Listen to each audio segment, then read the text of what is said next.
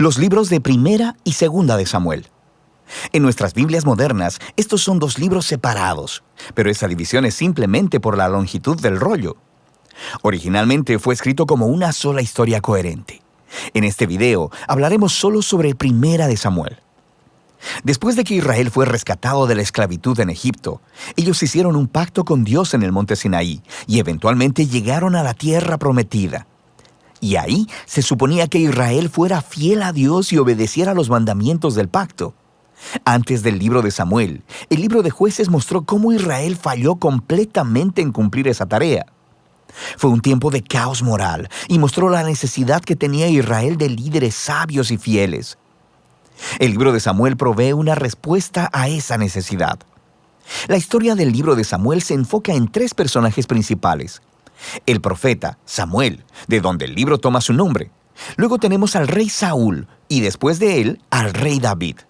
Los tres hicieron que Israel pasara de ser un grupo de tribus gobernado por jueces a un reino unificado gobernado por el rey David en Jerusalén.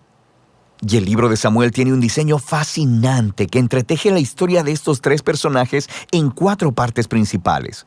Samuel es el líder clave y el profeta en la primera sección del libro, pero también juega un rol importante en la siguiente sección, que es la historia de Saúl, la cual se nos cuenta en 2 movimientos: la llegada de Saúl al poder y luego sus fracasos. Y la segunda parte trata sobre su caída y su trágica muerte. Y luego del drama de la partida de Saúl, se encuentra con la emocionante llegada al poder de David. Y luego, la historia de David se nos cuenta en 2 movimientos. Primero, él está sobre una ola de éxito, lo cual es seguido por su trágico fracaso personal en la lenta autodestrucción de su familia y luego de su reino. El libro concluye con un epílogo que reflexiona en toda la historia. Profundicemos y veamos cómo se desarrolla. La primera parte continúa describiendo el caos del libro de Jueces, y se nos presenta una conmovedora historia acerca de una mujer llamada Ana, y ella se lamenta porque nunca ha sido capaz de tener hijos. Y por gracia de Dios, ella finalmente tiene un hijo llamado Samuel, y en su gozo canta un asombroso poema en el capítulo 2. Y el poema trata de cómo Dios se opone al orgulloso y exalta al humilde. De cómo, a pesar de las tragedias y de la maldad humana, Dios está cumpliendo sus propósitos en la historia. Y también trata de cómo Dios un día levantará un rey ungido para su pueblo. El poema de Ana ha sido colocado aquí en el inicio del libro para introducir estos temas claves que veremos a través de toda la historia, como el siguiente. Samuel crece y se convierte en un gran profeta y líder para el pueblo de Israel, al tiempo que los filisteos se levantan como los archienemigos de Israel. Y en esta batalla crucial, los israelitas se vuelven arrogantes, y en lugar de orar y pedir la ayuda de Dios, sacan el arca del pacto como una especie de trofeo que automáticamente les dará la victoria en la batalla. Y así, debido a su presunción arrogante, Dios permite que Israel pierda la batalla y el arca es robada. Así que los filisteos toman el arca y la colocan en el templo de su dios, Dagón. Y luego el Dios de Israel derrota a los filisteos y al dios Dagón sin un ejército, enviando plagas sobre el pueblo. Y los filisteos ya no quieren el arca, obviamente, y la envían de vuelta a Israel. Y el punto de la historia parece ser este: Dios no es el trofeo de Israel y Él se opone al orgullo entre los filisteos, pero también entre su propio pueblo. Y así, Israel necesita permanecer humilde y obediente si quiere experimentar la bendición del pacto de Dios, lo que nos lleva a la siguiente sección principal. Los israelitas vienen con Samuel y le dicen: «Oye, queremos un rey como todas las demás naciones, ve y búscanos uno».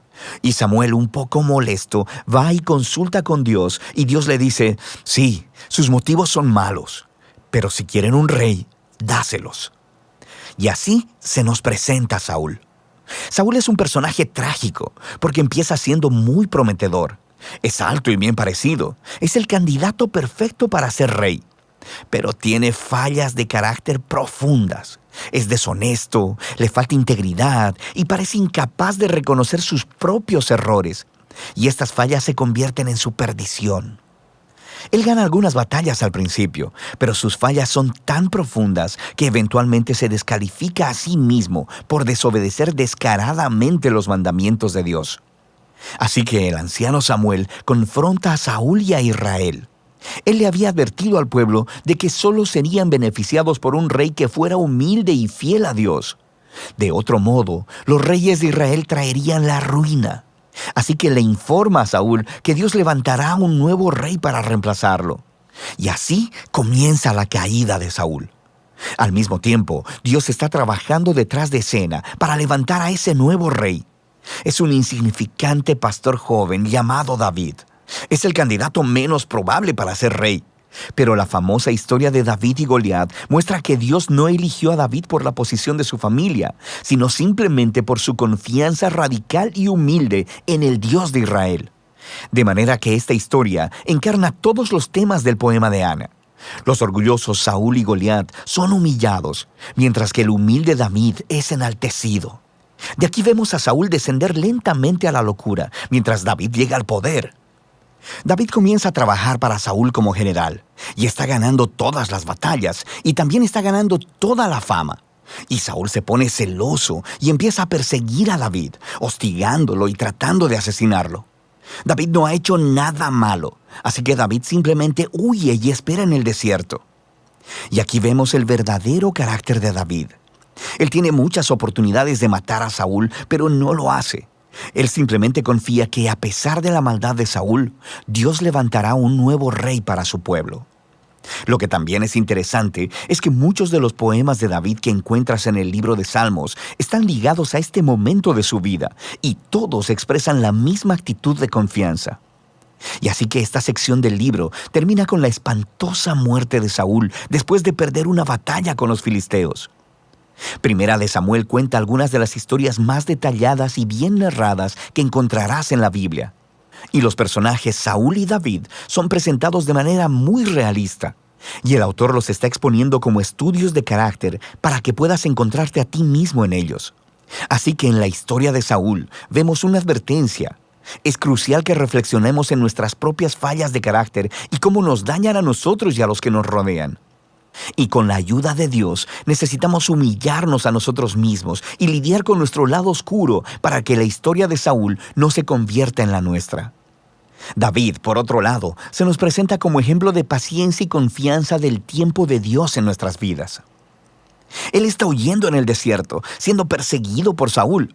David tenía muchos motivos para pensar que Dios lo había abandonado, pero eso no es lo que él piensa. Así que la historia de David nos motiva a confiar en que, a pesar de la maldad humana, Dios está cumpliendo sus propósitos, oponerse al orgulloso y exaltar al humilde. Y de eso se trata Primera de Samuel.